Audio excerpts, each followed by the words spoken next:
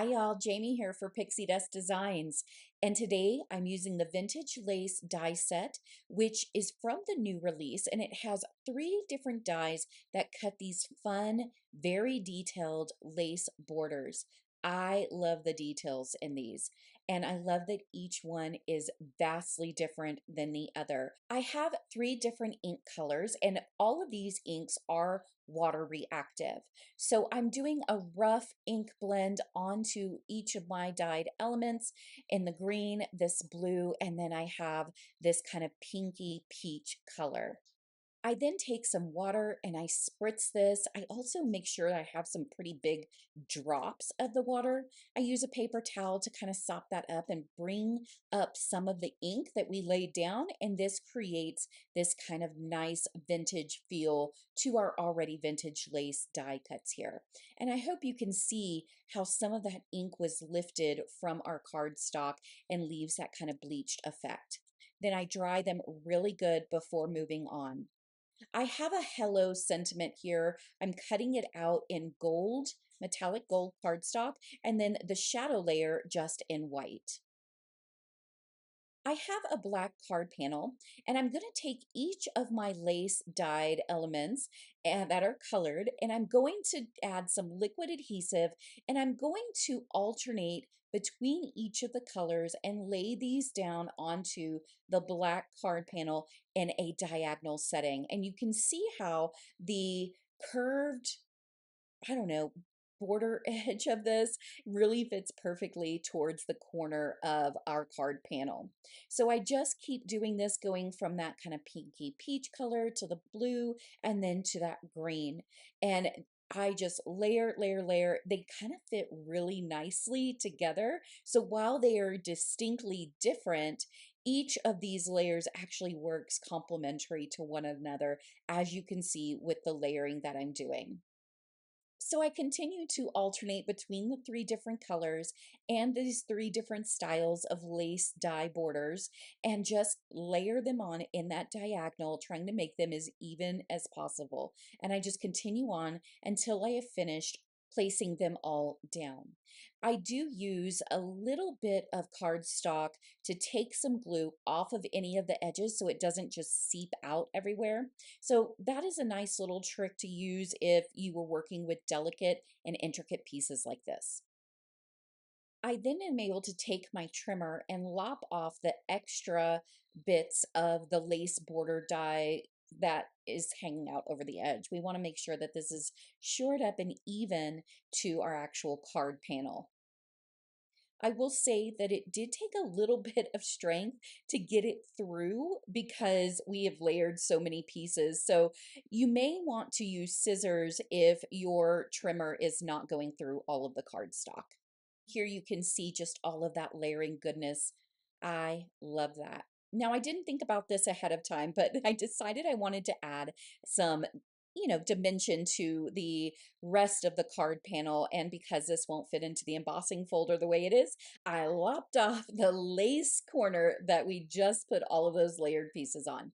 Hey, it's all good. The black piece of the cardstock panel that we had adhered all of those elements on is not going to waste.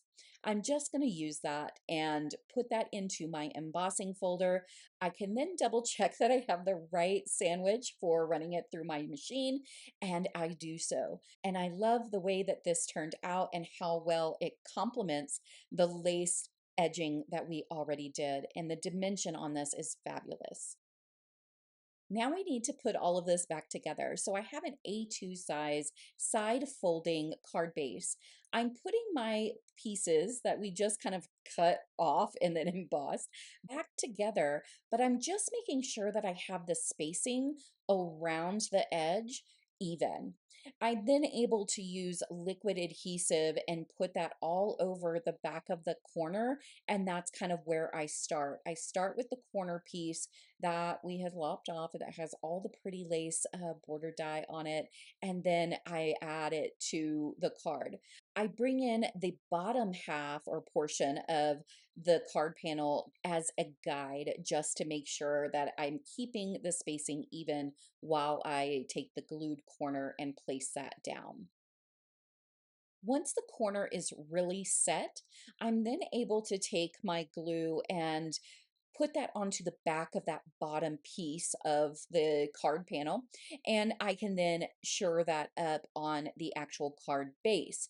Now, when I do this, I'm also making sure that I'm pushing the black card panel piece up against what we already glued down, and that's that corner piece that has all of the lace borders. I don't want it to look like I cut it off. So I'm really making sure that it's really tightly together. I have a piece of gold metallic cardstock that is in a strip. This is the same metallic cardstock that I used to cut the hello out of. And I'm just going to add this right along the edge of the lace and the black. This kind of really makes this nice kind of cohesive look of the pieces coming together. And then it makes it really nice and cohesive with our sentiment. Because it hung over a little bit, I take some fine tip snips and or scissors, whatever, and I cut off the little extra bits on the edge. I can then take the hello that is cut out of the gold metallic, put a bit of liquid adhesive onto the back of that, and then I'm going to lay that onto the hello shadow layer, which is cut out in the white cardstock. If you are a little heavy handed with the glue, I would say that you could also take that piece of cardstock used on the lace pieces and make sure that you dab off some of that glue so that it doesn't get onto your metallic cardstock. I'm using my tweezers to hold the sentiment while I add more liquid adhesive to the back of that, and then I'm putting that right into the bottom left hand corner of the card.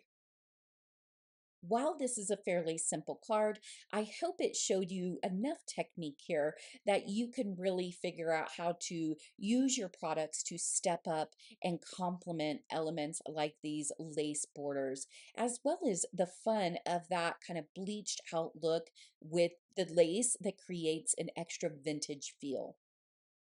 I think that there are so many different ways that you could use this vintage lace die set. My wheels are turning. I bet your creative juices are flowing as well. Let us know in the comments what you think about this project and about the vintage lace die. Thank you for joining us. Stay tuned in the future for more crafty fun to be had. Take care. Bye bye.